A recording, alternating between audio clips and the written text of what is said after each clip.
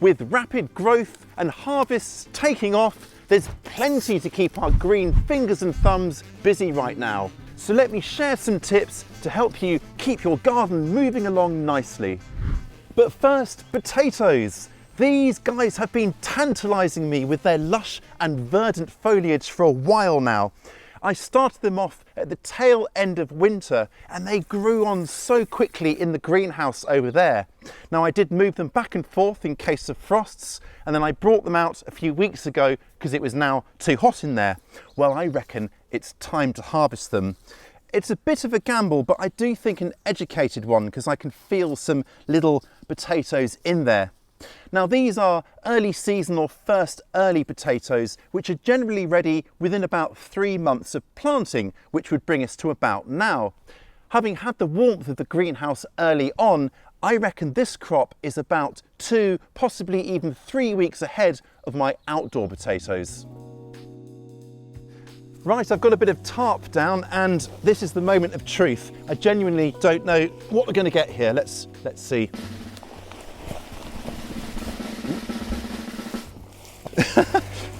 There we go. I am absolutely thrilled about this. Yes, they're not the biggest, but these early creamy sort of hen's egg sized potatoes are absolutely the royalty of all potatoes and will make a fantastic early salad.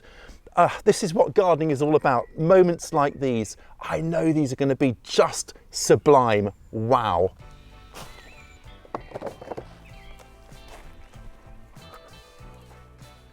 Back in spring, we planted these fava or broad beans together. Then last month, put in place these twine supports here to stop everything from flopping over. Well, now look at them. And if you look here, we've got, well, lots of flowers on them now. Another few weeks and I'll be picking my first pods to enjoy with more of my sensational summer spuds. So I'm having a look and I've already got some black bean aphids here, and I've noticed some ants as well elsewhere have been moving in anticipation of those aphids. But to stop this getting any worse, what I'm going to do is pinch out the tops now. There's a bit of a guessing period as to when to actually do this because there are still flowers forming, so I didn't want to pinch them off too early in case more flowers were going to develop. But I think we're pretty much at the final height for them now, so we're good to pinch them off. So why am I doing this? Well, the black bean aphids love kind of this fresh young growth. So by removing it, I'm denying them plenty of juicy meat to kind of land on. I'm not going to waste these though. These can be steamed or used just like any other green, like spinach, for example. So they're going into the kitchen. When the pods start coming, I'll inspect plants every couple of days, then carefully remove the pods, either cutting them away or supporting the plant as I tug the pod free so as not to damage the plant itself. And I'll be picking them at a nice plump stage. Then I will shell them or get a young person to help with that and enjoy them as soon as I can. This is another early summer treat to savour, let me tell you. I like them shelled, then boiled and then cooled off to enjoy as part of a sort of springtime salad. I'm thinking mint, shaved radishes, some crumbled feta and maybe some pine nuts toasted to finish them all off. That sounds good, doesn't it? Harvest asparagus using a very sharp knife, cutting about 1 inch below the surface once the spears reach little over ankle height. But by early summer, you need to stop harvesting and let plants grow on to produce their feathery, ferny fronds. Now don't be tempted to push it. More spears might be coming up, but you really need to ease off now to let these guys grow. You can cut them back in the autumn once they've turned yellow to tidy things up and to remove homes for things like asparagus beetle. But right now, we need these guys to act like solar panels to catch all the light and recharge the rootstock ready for next season. The arrival of warmer weather has finally seen this lot put on a bit of a growth spurt. And look, we even have our first flowers. Now these are all vining or indeterminate tomatoes, and I can now start kind of twirling them around their string supports like this.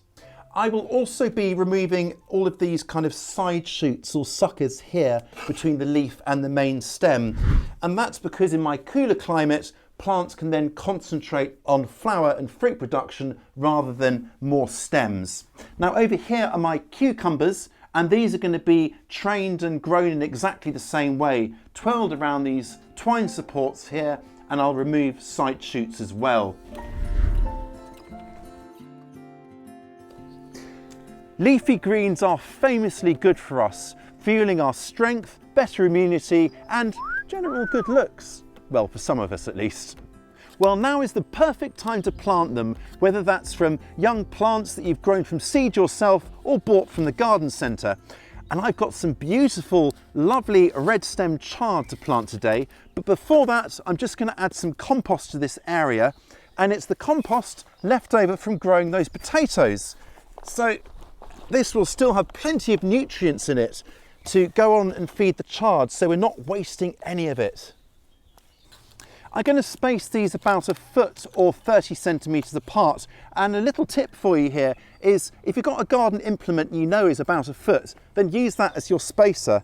It's really handy because this is exactly 1 foot across, and then I got room for about 8 here. So what I'm going to do is I'm going to split a few of them apart where they're joined up like this. Just get in there, carefully tease them apart, and then use those spaced out. Now this chard will crop maybe from later on in the summer, carry on through the winter and potentially well into next season as well. So this is really giving a lot of value for the time and effort involved. Now chard and kale, for example, make excellent succession or follow-on crops, following on from like an earlier crop of, say, early season potatoes. If you're using our garden planner, you can view your garden month by month and then see where gaps appear and then choose a vegetable of your choice to fill that gap. Early summer brings a new opportunity for many pests, including many of the moths and butterflies that trouble our brassicas. So what I've got here are my calabrese or summer broccoli and my cauliflowers. And if you'll permit me a modest boast, I think they're looking rather good. This netting was originally put in place to keep the pigeons off, but the problem now is that the butterflies can land and lay their eggs through the netting here, which is touching it. So we need to swap over to something like this insect mesh here. So that is what I'm going to do.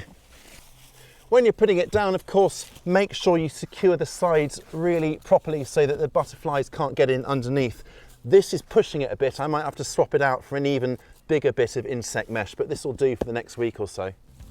It's not just planting we can be doing now, there's still lots to sow too, with the main focus on follow-on or succession crops, including winter hardy brassicas like sprouting broccoli and lovely main crop roots for lifting from the autumn onwards. I sowed quite a few in our latest sowing video, which I will link to below, so do check there if you are seeking inspiration. Looking at these beautiful lettuces here, it makes me aware that these will be over in a couple of months, so I need to sow some more of these, so let's do that now. And what I'm going to sow is this time a cos or romaine type of lettuce to give lovely, crunchy, crisp, firm leaves for those kind of Caesar salads.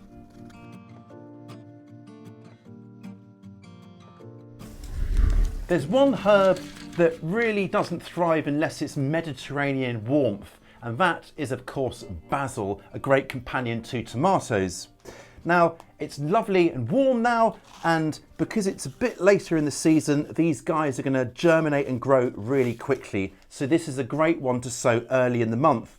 And the most reliable one in my opinion is your standard Genovese basil, which is great in salads, pestos, pastas, all of that.